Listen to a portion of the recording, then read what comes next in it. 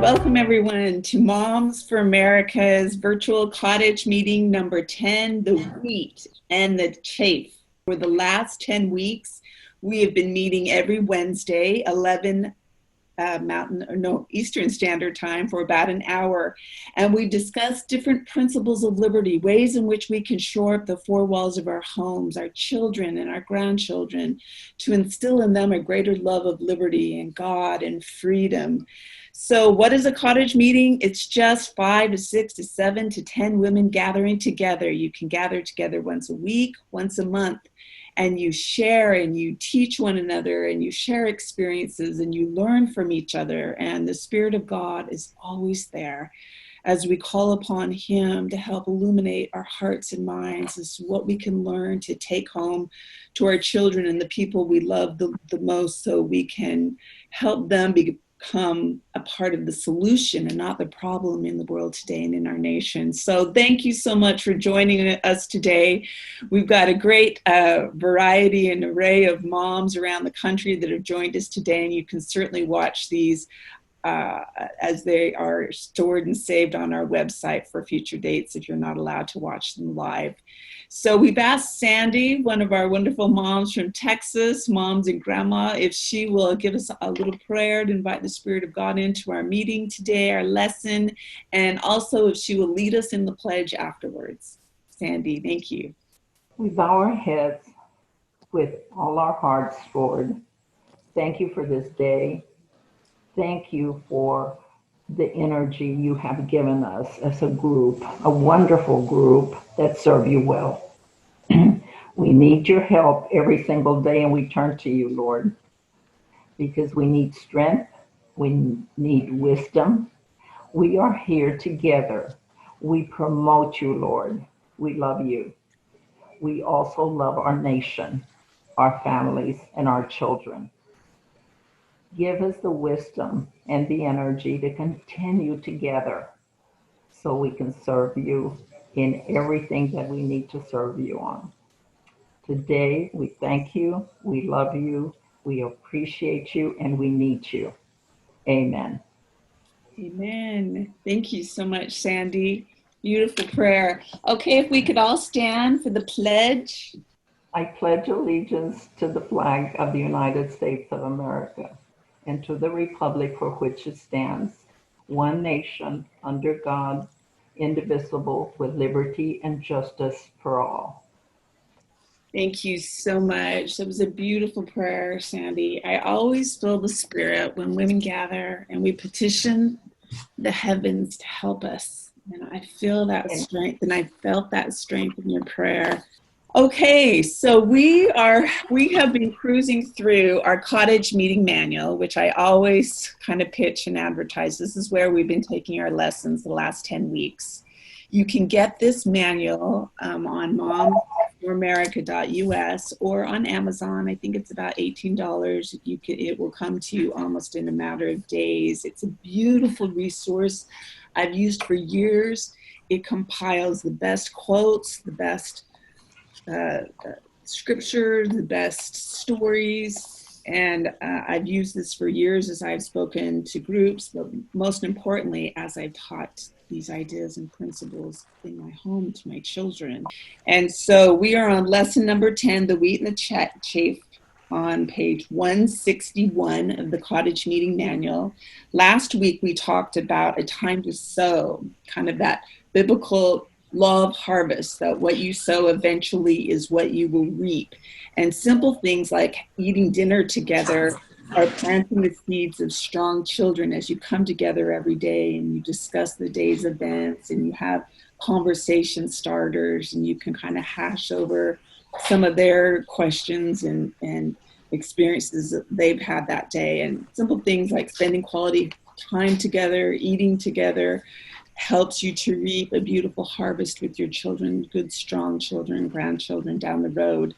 So that is what we talked about last week. This week, we're going to talk about how to teach, how to learn principles of the Constitution, and then how to teach them to your children and to your grandchildren. This is This beautiful inspired document, our Constitution, is what our founders said was struck off by the hand of God. They acknowledged that it was God's hand that allowed them to form this beautiful nation and put it forth in these sacred documents, as they referred to it. So turning to page 161 of our Cottage Meeting Manual at the top, slide number 1, there's a wonderful quote by Daniel Webster, who was a congressman from Massachusetts and New Hampshire in the early days of our history of our country. He said, "Hold on, my friends, to the Constitution and to the Republic for which it stands. Miracles do not cluster, and what has happened once in 6,000 years may not happen again." It is so important that we hold on to this Constitution, to this document. The purpose of our presentation today is to introduce the Constitution of the United States as established by our founding fathers. So the presentation uses this analogy of separating the wheat from the chaff to distinguish between the original intent of the Constitution, what they gave us, and the alterations and misinterpretations that people equate now with what the Constitution means. So as we study the Constitution from the viewpoint of the founders, we discover the freedom formula that made America free and prosperous. Did you know 100 years after the founding of this nation, even though we only comprised 5% of the world's population and 6% of the land mass, we were producing over 50% of the goods and the world's wealth and industry. Now, why in the world were we allowed to do that? And it's contained in this freedom formula that the founders tapped into. And so we will talk about this, but we'll also talk about the restored ancient principles of people's laws as our founders studied these great thinkers throughout time, and particularly in the Bible and Moses, and how the governments were instituted then, known as people's law. And they, as they studied these different civilizations throughout time, and they saw how so many kings and tyrants ruled by the ruler's law, by the divine right of king, I should be your ruler, and how that never ended well. And so as our founders studied these different forms of government throughout history, they pulled what they deemed as the most valuable and the most enduring. And so much of it is rooted in what they found in the Bible under Moses and people's law. So, but we'll also see, though, how misinterpretations have crept in to alter the balance of power that people's law is, this delicate balance that they were able to formulate it on. Yes, sweetheart. My husband has come home. He's walking around the house here. So the Constitution is structured to protect the people from the human frailties of our rulers back then and even today. So let's turn the page to page 162, and let's just talk about a few of the little resources. Now, mainly today, instead of being able to teach you the Constitution in 1 hour, which is going to be impossible, I'm going to just chuck you full of great resources that you will be able to go to draw upon, because it's going to be a lifetime of study in understanding these beautiful documents that the founders gave us. I hope it will be. It's like a lifetime study of studying the Bible, a lifetime study of studying principles of freedom. But on page 162, it recommends a wonderful fictional book, Preserve, Protect, and Defend. This would be a fun book to read to your children about corruption and evil alliances. The vice president there's been an attempted assassination, and he's in a coma, and he goes back in time in this coma, and he has experiences with some of the founders, and he learns unforgettable lessons about liberty and freedom. So it sounds like, I've not read that book, but I've heard a few people have, and they liked it. Then the Stories of the Government Freedom series is another wonderful book from that library of freedom. And I've shown you several of these books throughout some of the classes. And I don't actually have this book. I have about 12 of their books in this series, but it sounds like it would be a great one for young kids as well. I do have this Proclaim Liberty workbook on the Constitution. It's beautiful. It's got great colored pictures, and it kind of takes you through the 28 principles from the 5,000 Year Leap, a book that is a primary resource that we use in our cottage meetings. And it has here, this book comes from the National Center for Constitutional Studies out of Idaho. It's a 222-page book. And I have looked at it through the years. It's good. I really like the illustrations in this book. And so I think it would be worthy of getting it and just having it as a resource. And then, of course, David Barton. I don't know if you're familiar with him. He's a great historian and expert on the Constitution. He led Moms for America, a group of about 50 of us, through the Capitol last July, around July 4th. He's amazing. And it talks a lot about the courts and how modern day opinions have changed the original intent of the law that the founders gave us. And it's just really, it's a good book. David Barton is a man I really admire a lot. And then let's turn the page to 164.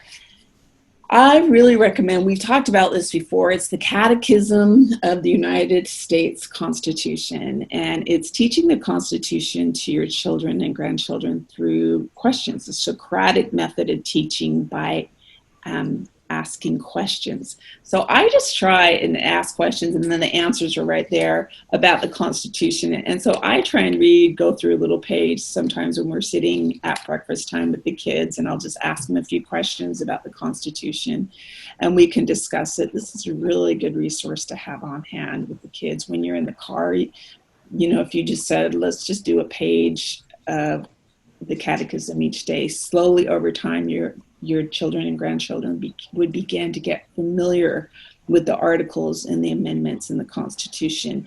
This was written in 1828. This is how children back then learned the Constitution. So whatever they did back then that really seemed to work, I think we should try and replicate it now. So the Catechism on the Constitution. And then lastly, they recommend this Making of America book. I love this book. I want you to know for 2 years, this was our core study in the cottage meeting that I went to. So I started a cottage meeting 12 years ago, and those girls, those moms are still meeting every Wednesday from 9:30 to 11:30. And they've studied these lessons in the cottage meeting manual. 2 years it took us to get through the Making of America. We've done the Healing of America seminars. We've done the 5,000 Year League book. We've never run out of books and things to study, to be honest with you. But this is a wonderful book, talks about the history of our country, really just spells out the Constitution and the articles and amendments. It's a great resource. I can't recommend this one enough. Cleon Skousen wrote this book in the 1980s. Cleon Skousen also wrote the 5,000 Year Leap book, which we talk so much about in our cottage meetings. And it's interesting, the son-in-law of Cleon Skousen, who wrote Making of America, was speaking a few years ago with my husband in the state of Washington at a Lincoln dinner. And Glenn Kimber got up, and it was several hundred people that were at this dinner, and he said to the crowd, "Who loves America?" And the crowd was like, "Woo! Who loves our founding fathers? Woohoo! Who loves the Constitution and has confidence in it? Woohoo! How many articles are in the Constitution?" Crickets. How many amendments are in the Constitution? Crickets. And so, you know, it brought home the point to them that day that how can you teach and restore and repair parts of a document that you don't really know and understand yourself? And I was guilty of that too. For so many years, I was so patriotic. My mama taught me to be a true patriot, but I didn't really understand, you know, the lives of these founders and what they gave us very well. So as we begin to study the Constitution and understand the founding fathers' intentions behind these documents, these articles, and these amendments, you can better discern the truth from the error. And a lot of the propaganda and the false interpretations of what people are saying are our constitutional rights and laws that the courts and the Congresses and social media and the news are interpreting for us. So inevitably, what we'll want to do then, look on page 165 of our cottage meeting manual. It talks about these recommended constitutional courses and seminars that are out there and available. And of course, it recommends to us that we use the 5,000-year leap and the promises of the Constitution, which are primary resources we use in our cottage meeting manuals. They're great. These two books are great helps in understanding the Constitution. And of course, read the Constitution. And so here's my little pocket Constitution. Do y'all have little pockets Constitution? So read them. So several years ago, I actually, I memorized the 28 principles of liberty and the 5,000-year leap, and I realized what a strength that was to be able to explain and defend our country when you have certain things memorized on your mind. They're like dear friends that will rise up and help you when you're trying to, when you're in the heat of the battle, maybe with someone. But if you could just memorize, and I'll show you how I've memorized through the years, what the 7 articles are and what the 27 amendments are. I don't have them word for word, but I can basically tell you what each one is. And then the Declaration of Independence, I memorized the first 2 paragraphs that contain all the ancient principles that Thomas Jefferson meant for those principles to be eternal, enduring principles. And then a few of the grievances, and then the last little paragraph of the Declaration where it says they gave their lives, their fortunes, their honors for what they did. And so I would just review them every couple of days to retain that in my memory. But they're powerful things. I'd like to give you that challenge, ladies. It's really not impossible. So anyways, let's turn the page to 166. And I just want to talk for a moment about these Healing of America seminars that really changed me and my husband's lives when we took them through the Thomas Jefferson Center. Cleon Skousen wrote these Healing of America seminars. There's 4 seminars.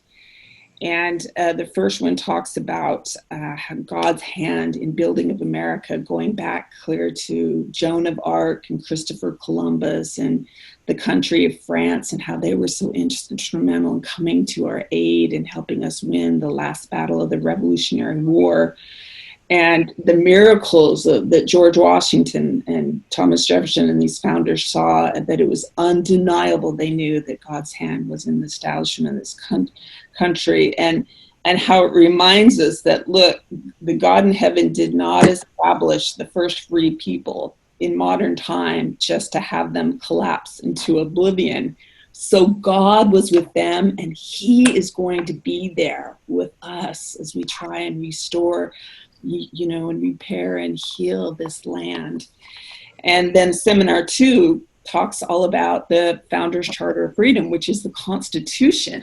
And so each one of these seminars, you can get them in a little manual, and it's kind of fill in the blank, and it helps. They say when you can actually be a part of writing notes, it helps you. Your retention is 8 times what it would be if you were just to read it or have someone tell you. And so, and also they recommend when you fill in some of these blanks and the key is in the back, that you write in cursive, because they say that there's more of an emotional connection to script when you write in cursive. You can actually remember the emotions you're feeling as you're writing the words. That's why it's so important kids learn how to write in cursive. Not interesting, and they mostly don't teach cursive anymore in a lot of the public schools. So I will show you where you can get these manuals. It's on a website called Kimber Curriculum. That will be on our next slide in a minute. But you will want to get these 4 manuals. So here's the Constitutional Charter of Our Freedom. Seminar number 3 is The Unhinging of America. How in the world did America get in the boat that it is now? You can't repair or heal a country if you don't know how we got into this mess. And I actually sat in on this 3rd seminar last night. And so for the next month, there's a group of young people in Virginia that giving summaries of these seminars every night, and I'll show you how you can go online and get those notices, and they're free. Typically these seminars would cost, but they don't cost anymore. Just get the manuals. The manuals are $15 a piece, so that's $60 total if you get all 4 manuals. And then the last manual talks about, well, okay, how do we restore the Charter of Freedom? How do we heal and restore and heal this nation? And it's so wonderful to kind of know some ideas that what we can do to be a part of the solution. And so let's get that next slide, if we can, Vivian. So girls, if you could write this down now, if you will text to 9, 10, 11 the word restore, it will give you a schedule of these seminars that are being taught almost every night for the month of August. Jacob Householder, you'll see his cell phone there in the corner. He and another young man, they're 2 millennials in their mid-20s that are in Virginia this summer, and they're called Freedom Missionaries, and they're going door to door, and they're teaching people about liberty and freedom, giving out 5,000-year leap. And it is amazing what is happening, and people on both sides. This is not a political party kind of thing. People are looking for solutions because they're worried, and they have kind of lost faith in both party systems. And so if you could just text Jacob directly if you ever had any questions about the seminars. But if you will text to 9, 10, 11 the word restore, you will get notices every day, and the link that you can click on to sit in on these seminars. You'll want to get these manuals, but the seminars are online. I have taught these seminars for years, and typically it takes 8 hours to get through one book. There's 4 sections in each book. And so they're covering a seminar in 2 hours instead of 8. So it's kind of more of a summary, but it's so good, and it will kind of get you going and started. So maybe instead of watching a 2-hour movie every other night, just plug into one of these seminars and listen to it via Zoom. They're great. The young men that are teaching them are wonderful. They're like the best millennials, the best that America has, these young kids. And they all came up under the Thomas Jefferson Center for Constitutional Studies through the youth program called Restoration Generation. And now they are just tearing it up out there in the world, doing great things. And so, really a restored constitution would be the tool and the weapon that God will use to heal this land. When God says in 2 Chronicles, he says, if you'll turn to me and repent, I will heal your land. And this is a part of the healing of what is wrong with America, is to understand this beautiful freedom formula that the founders gave us, and how we've gotten away from it, and how we can get back to it, help repair and reinstate and restore what they gave us. So before we kind of move into the heart of our lesson, this is a lot of information today. Does anyone have any questions about what I've said thus far? I think, Lorene, you've had an experience with the 5,000, with the Making of America. Did you say you were studying this? What I had actually done was the Making of America courses.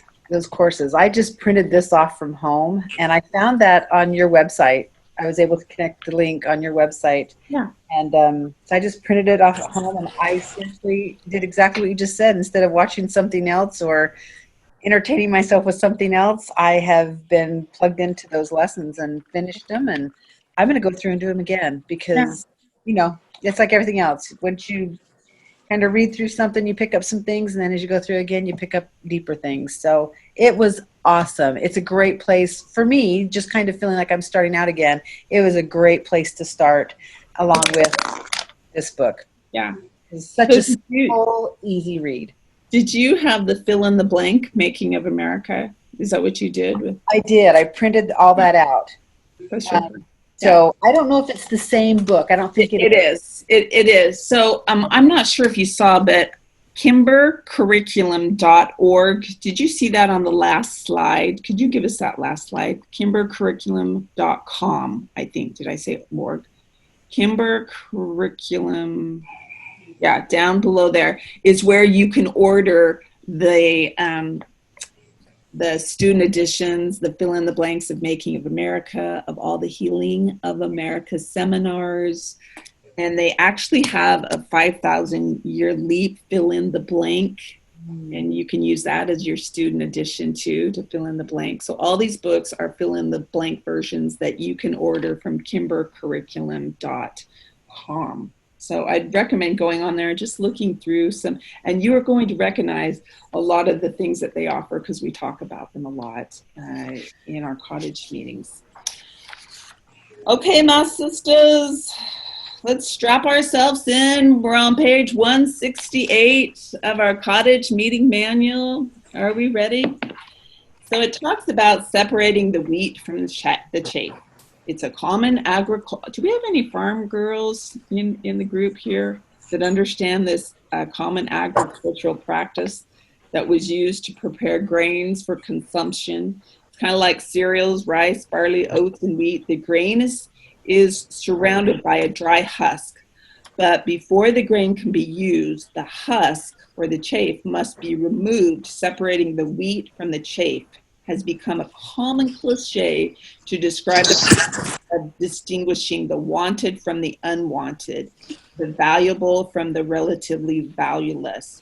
So this presentation focuses on the wheat and the chaff in our current Constitution. The wheat is the original Constitution as prepared by our founders, and the chaff includes certain amendments and judicial interpretations that have changed the meaning and intent of the Constitution.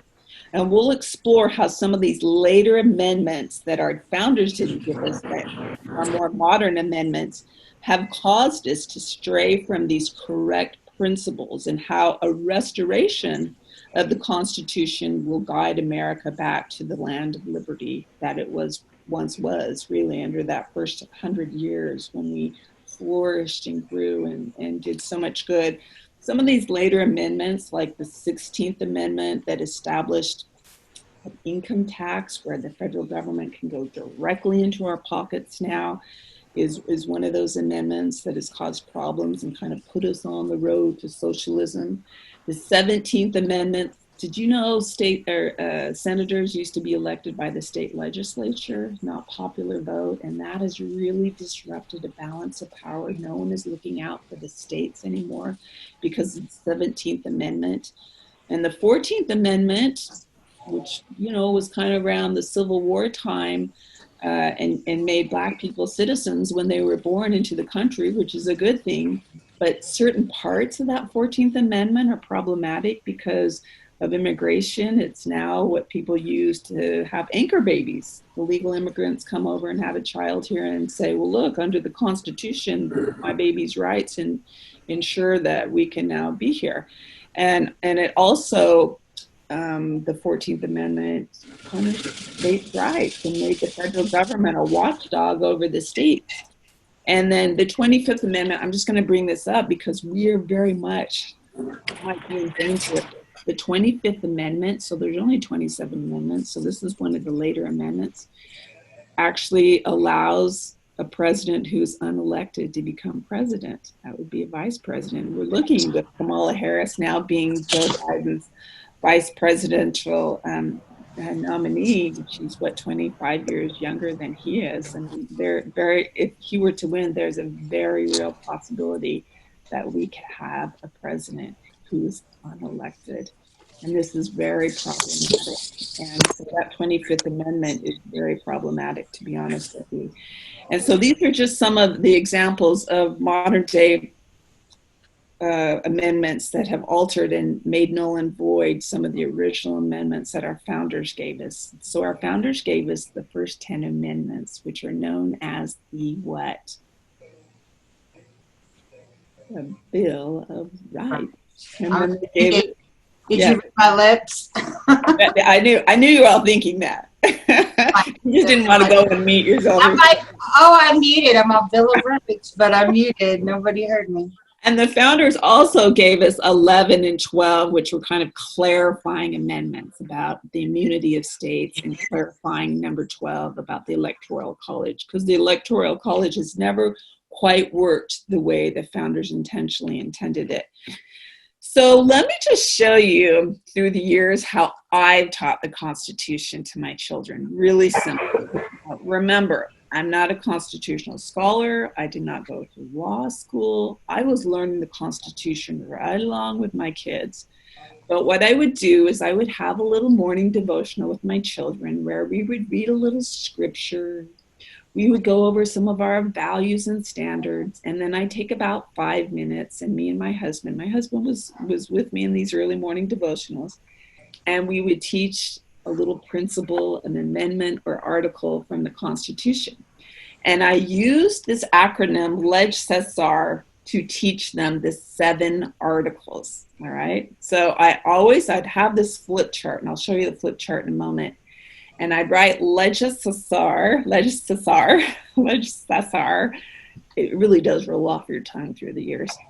And then one week we would study just like the legislative article, okay?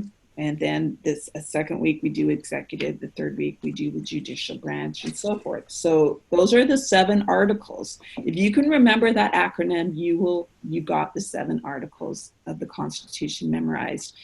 Now, the U.S. Constitution did you know it's the oldest written Constitution still in use today? Even though we're a relatively new country, it's the oldest Constitution being used, and it's also the shortest one. It has about 7,000 words, so it's really kind of a short Constitution.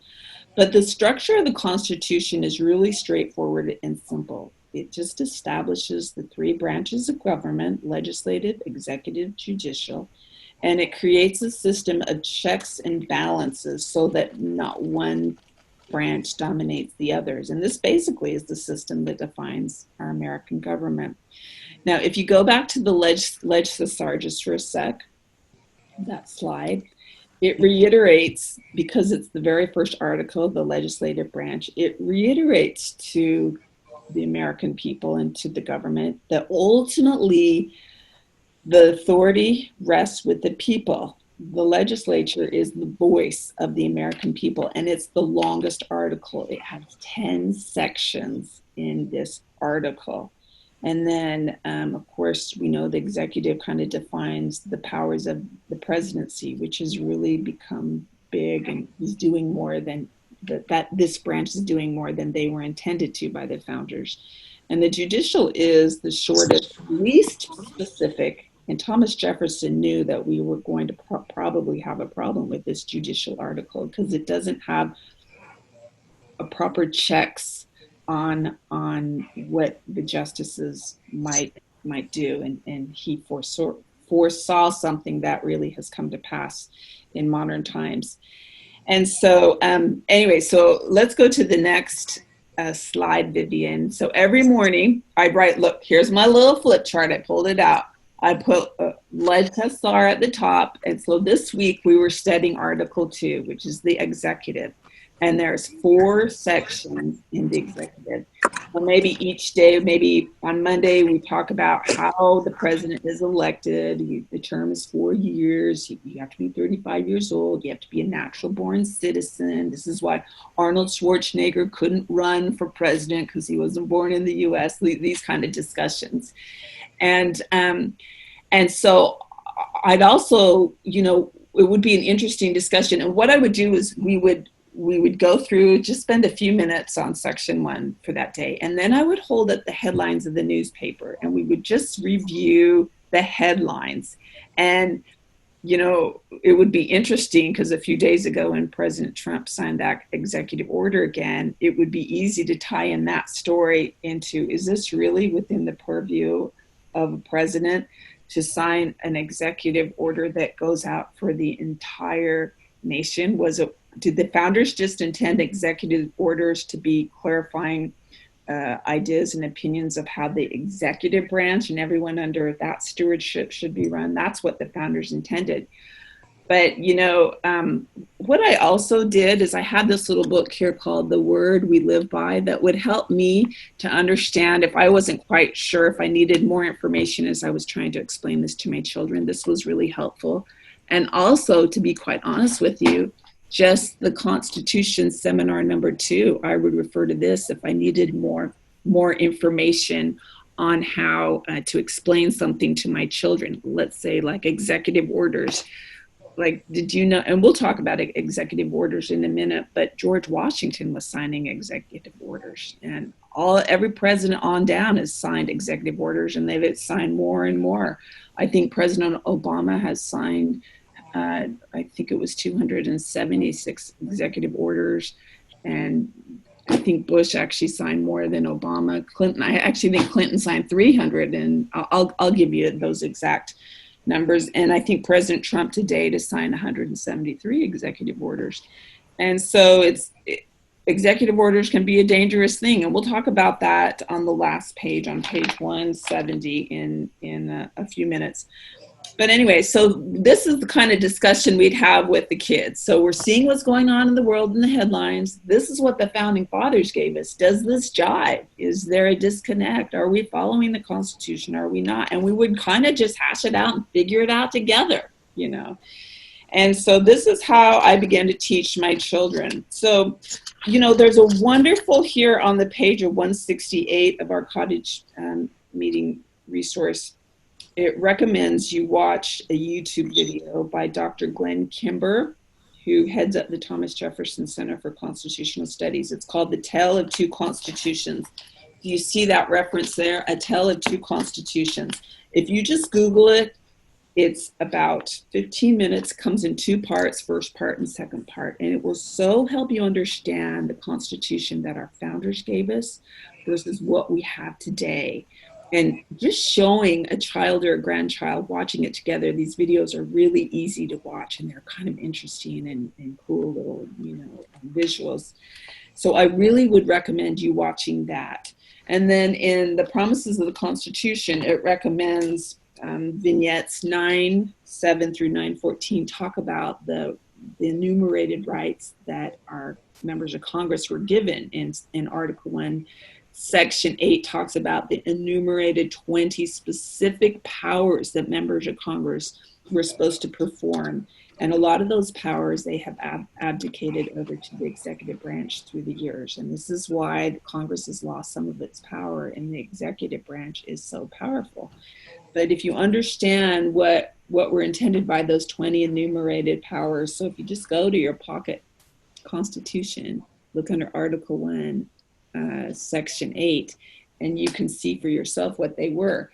And then some of these other resources that help you to really understand, well, what does enumerated power mean? You know, so these are some other resources that you can use to kind of flesh out what it actually says in the Constitution. So if you look at the top of page 169, it talks about the Constitution was written to protect people from the human frailties of their rulers. Now, when John Adams was a part of the Constitutional Convention in 1787, at the time they wrote the Constitution, the population in the US was about 3 million people. But he said, we're writing this document to govern over 300 million people. And he said, because this is a timeless document and human nature doesn't change, and abuses of power and tendency to want to be able to rule and lord it over people, this kind of natural man tendency doesn't change. And it's interesting, do you know what the population of the United States is now? 350 million. Very close, 330 million people, according to estimates that are coming in for the 2020 census. And so, you know, many people will say, oh, this document is old. It's a living document, so we have to change it with the times. And I've heard someone say, if it's a living document, why are you trying to kill it then with all the changes that we're making? Because we're losing some of the greatness of our nation as we veer away from the original intentions and behind, you know, the beautiful amendments and articles and so forth. And so let's get that next slide. So we know our principle 13 and 18 talk about that the Constitution should be structured, principle 13, to permanently protect the people from the human frailties of their rulers. They always known that when people get into power, they want more power and they lean towards more tyranny and more kingly governments, because the king promises the citizenry more goodies if they'll give up more of their rights, kind of thing. And that's a tendency we all have, to just be taken care of and look to the king or the government to solve all of our problems. And so they put protections in there so that we could alter and abolish governments that become tyrannical. And that's also a principle from the 5,000 year leap. And also Principle 18 talks about the inalienable rights of people are most likely to be preserved when the principles of the government are set forth in a written constitution. Our founders understood that civilizations that didn't have written constitutions often failed more easily, like the Anglo-Saxons. They didn't have a written form of government down. And so in 1215, when King John was almost, the sword was put to his throat so he would sign the Magna Carta. And then we had the written 1620 Mayflower Compact. And our American Constitution represents the wisdom of these written forms of government that our founders studied and drew from. Now, as you look in the middle of page 169, it talks about how Moses was raised up in Egypt, and he was trained under this ruler's law, Pharaoh, where all the power kind of resided in the ruler. But Moses' son-in-law, Jethro, said, if you read it, it's interesting. I think it's in Deuteronomy. He says, Moses, you're going to wear yourself out. You're in your tent all day long, solving all the problems of the people that are coming into you. He's probably complaining, you're not taking care of my daughter and my grandchildren.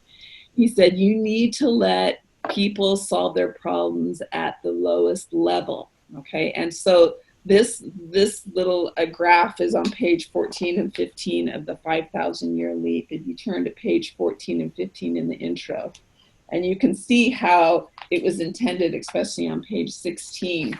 We talked about this last week, that problems should be solved at the local level. So like Moses established families of 10 and 50 and 100, and only the serious problems ended up, being addressed by Moses. And that's kind of how they wanted the federal government, as the founders studied the form of government, of people's law in the Bible, that they wanted the federal government to only solve the hard problems, but problems like school board and city council, those kind of issues in your local community, you know best how to solve those problems, not 3,000 miles away in Washington, D.C. And so that's how the founders intended for the power of government to be established. It's interesting, if you look on page 24 and 25 of the 5,000 year leap, 24 and 25, it talks about America's three-headed eagle that our founders referred to. And what this was symbolic of, that center head was the legislative branch, and then the two other heads were the executive and the judicial branch. But the two eyes represented, it says here, the eyes of the Senate and the House, that they see everything. And the problem-solving wing represented the House of Representatives, because they are in for 2 years and they want to solve all the people's problems. But the Senate was the conservation wing, and they are kind of older and wiser, and they're not elected every 2 years, it's 6 years. So they're not always worrying about how they're going to get reelected. They're worrying about, wait a minute, is this the proper role of government? Can we afford this? Is this necessary? And so they balanced each other out, and the eagle could fly with proper balance.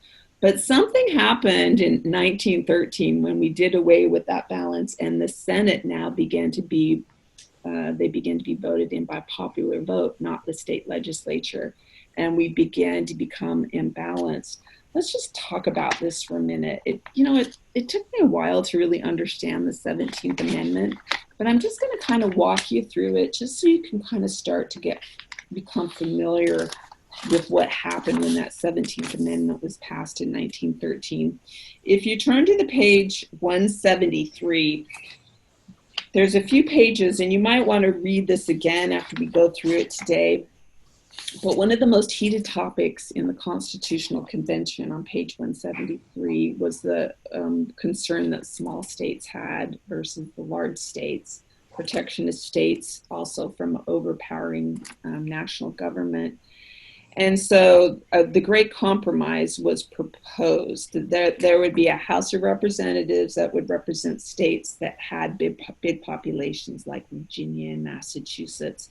But there would also be another side of the government, the Senate, that would represent all states, the small states like Rhode Island. They would have equal representation, even though they are quite small, that everyone would have two senators. So each side of the issue would be represented.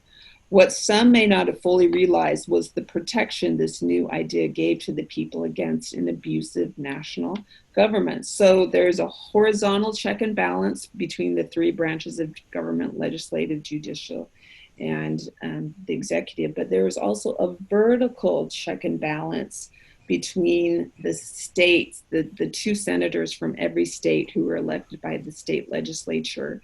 What they would do is they would be in Washington, D.C., and, the House would want certain laws passed, which would mean more money because they wanted to, do more things for people. They were kind of the problem-solving wing.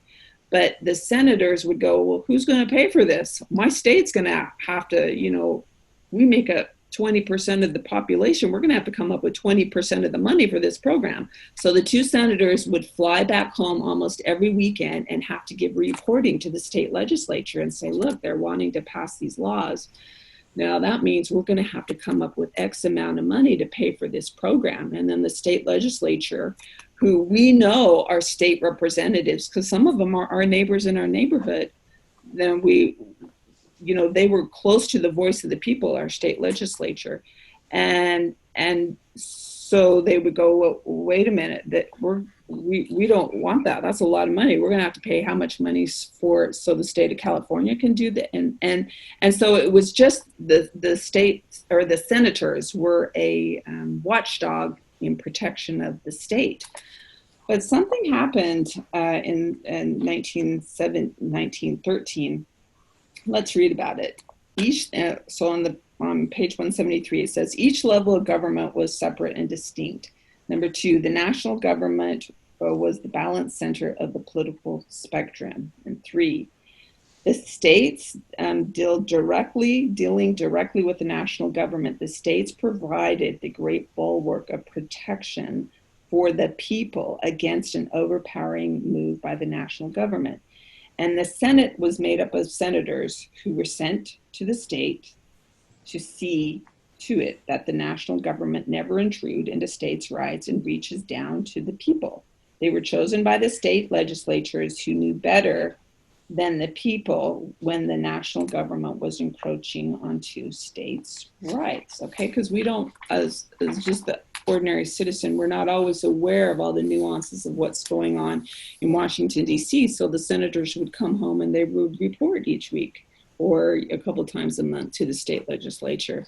So George Washington was a proponent of the senators being chosen by the state. But Thomas Jefferson, if you turn to page 174 at the top, Thomas Jefferson, he wasn't at the Constitutional Convention. He was serving as an ambassador overseas in Europe at the time.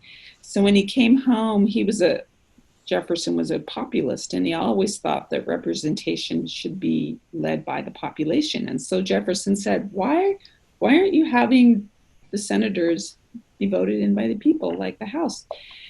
And Washington said the senators were not elected by the people. Washington asked him, would you pour me this hot drink into the saucer before drinking it?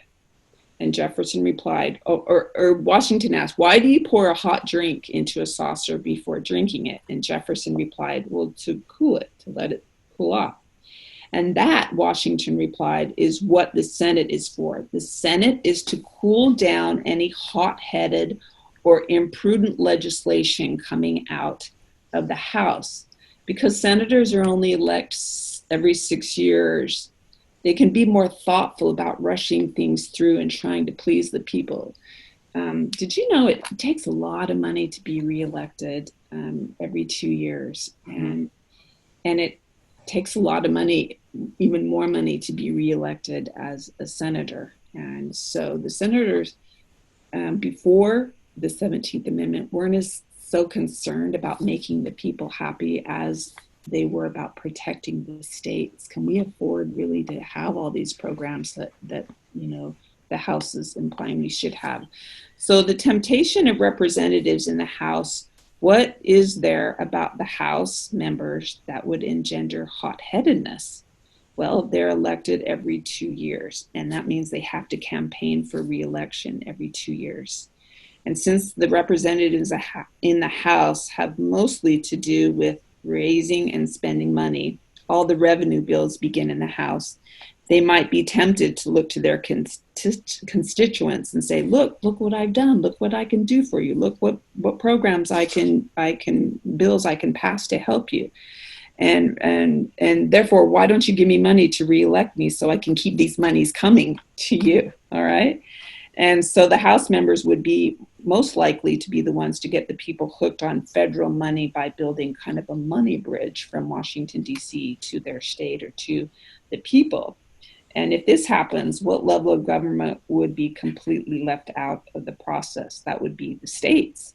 So the very level of government meant to stand between the national government and the people were this protection of the senators that were representing the states. So James Madison, it says the imminent danger. I'm kind of reviewing this, and I'm not sure this is making a lot of sense. So I'm going to ask that you go through and you read it again.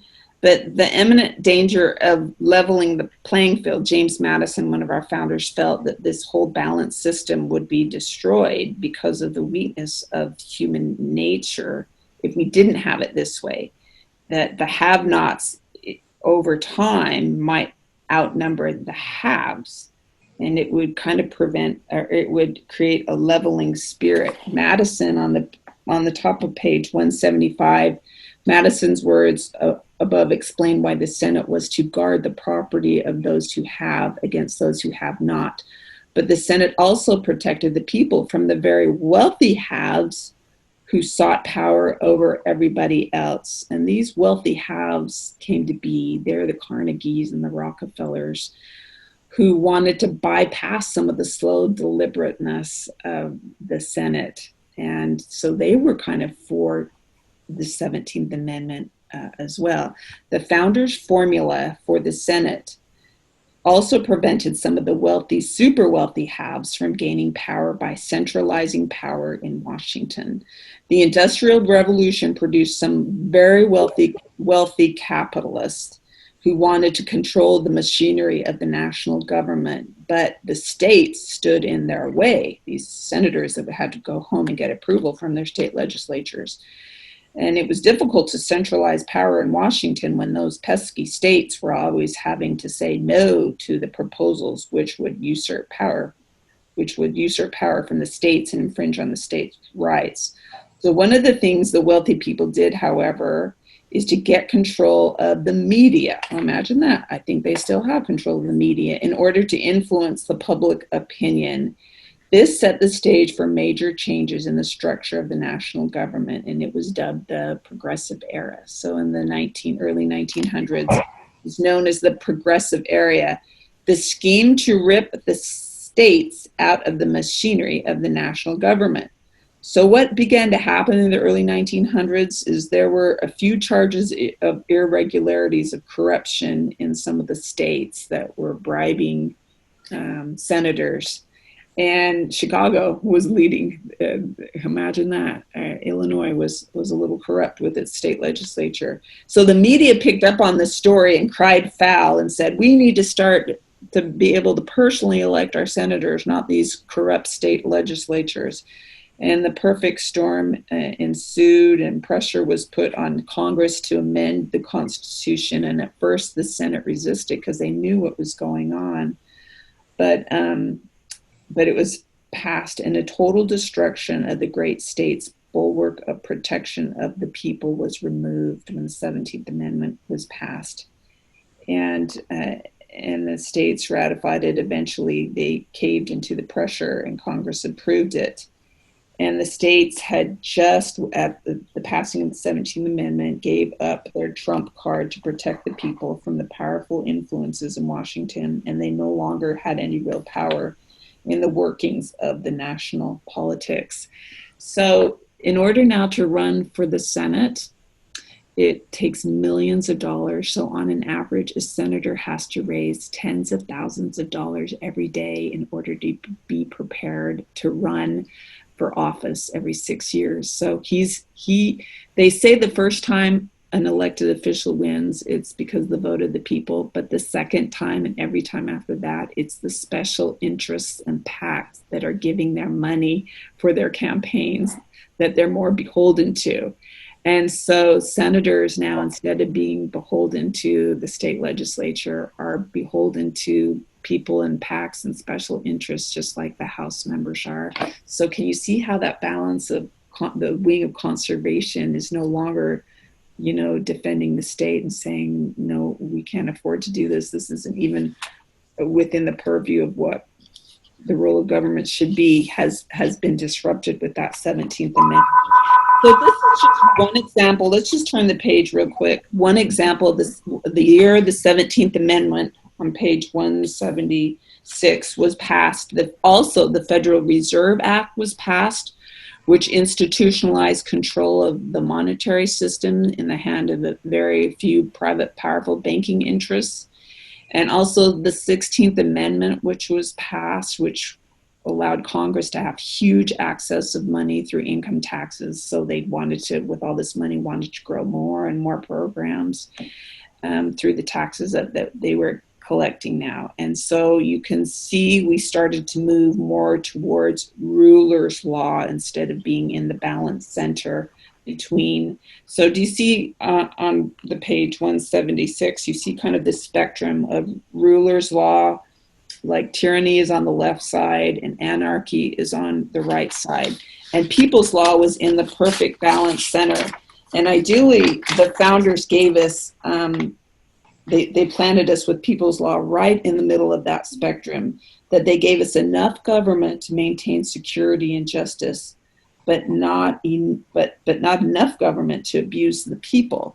But as the balance of power has shifted, as we've created, given some of these newer amendments, we're leaning more to more of a tyrannical government of them encroaching in our personal lives, and the states have kind of been powerless to be able to stop it.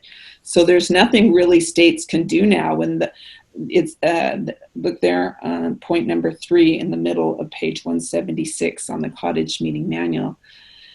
Because the state legislature no longer sends their representatives to the U.S. Senate, the states are powerless to protect the people from an overpowering national government. So the national government now, with all of its agencies and bureaucracies and regulations, the IRS, OSHA, Department of Education, they can reach right into our pocketbooks, come into our homes, and tell our schools how we should be run. And this was not how it was meant to be. But when we lost that wall of protection, when the 17th Amendment was passed and the senators are no longer protecting the states, this is what began to happen, and the states were left powerless, except just to pass resolutions and beg DC for mercy.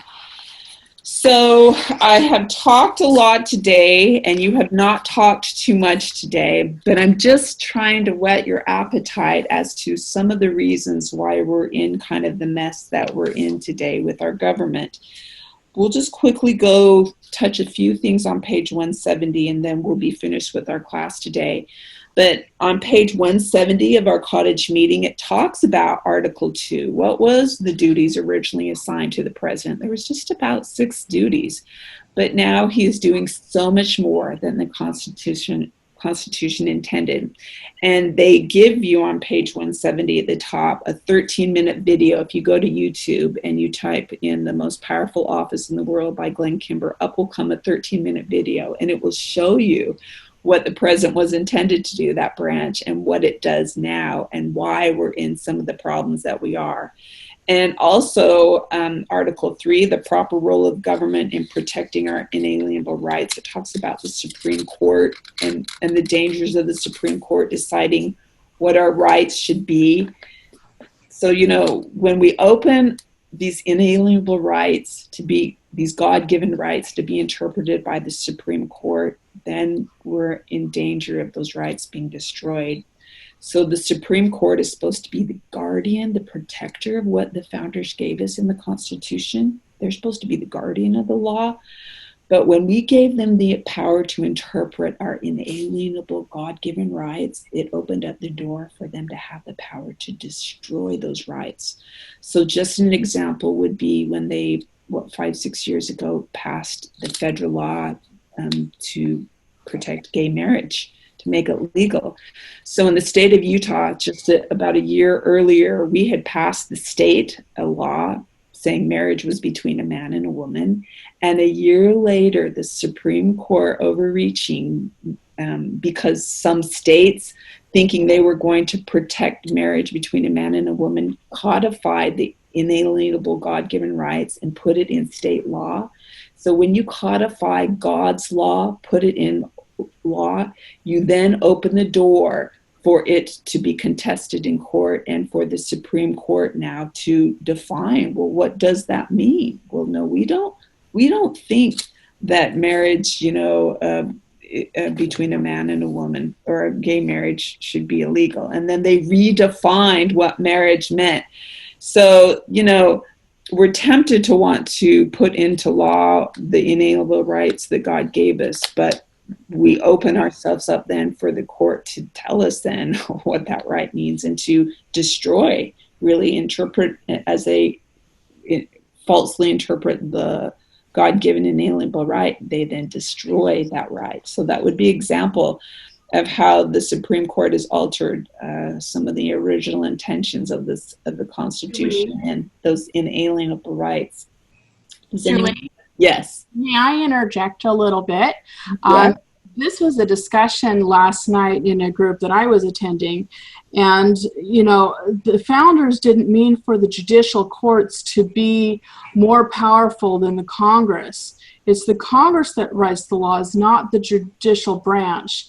And there's a doctrine called the doctrine of the lesser magistrate, where the citizens and the juries were actually more powerful than the judges, and that the juries were actually the ones to determine what was constitutional based on their knowledge of the Constitution and how it was interpreted. So having lower judges, you know, there's 200 conservative judges right now that they're looking to put another 200 judges on the courts that will then propel laws that are unconstitutional and force the Supreme Court to overturn. But the bottom line is that the doctrine of the lesser magistrate is vital, because really the buck stops with the citizens.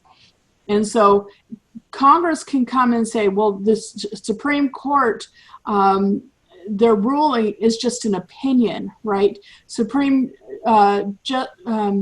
Chief Justice Roberts, he gives an opinion. He doesn't write a law. And so we need to recognize that as an opinion and not as laws that attorneys and other people are now looking at, the overturning of such laws as marriage laws and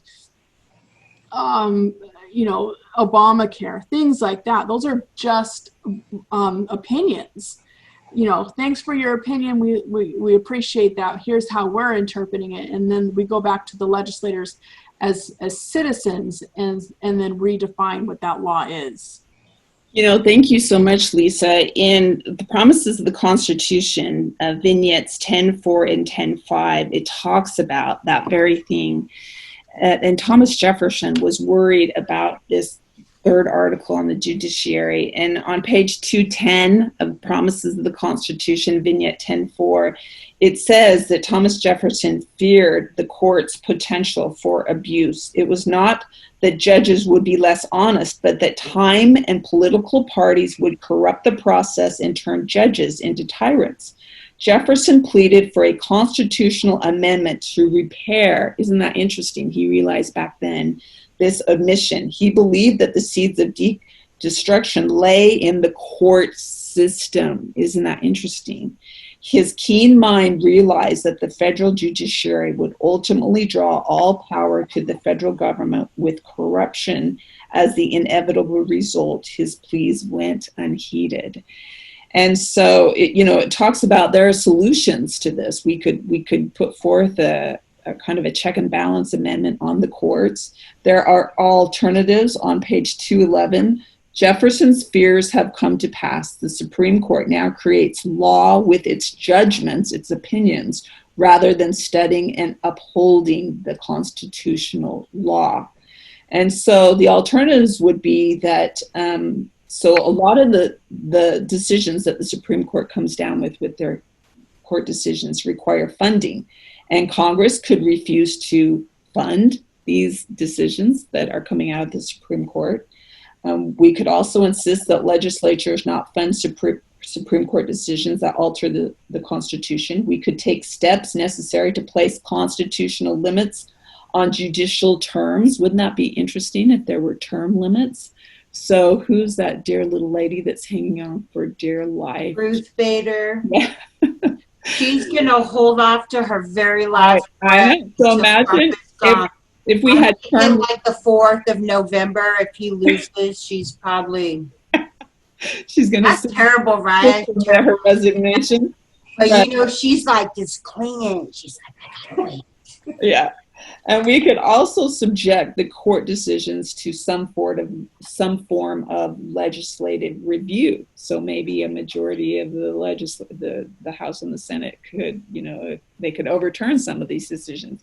So this is what Thomas Jefferson wanted, that we have not done, and we have seen the courts become way more powerful than the founders intended. And lastly, in Vignette 12.6, it talks about a liberty amendments and suggestions of amendments to restore the original intent of the Constitution on page 52-56 of the promises of the Constitution that would possibly shrink the government and decrease taxes and that kind of thing. And we talk about real hardcore solutions in the seminars as well. And so there are solutions to these. It's been said that 85% of the Constitution is intact.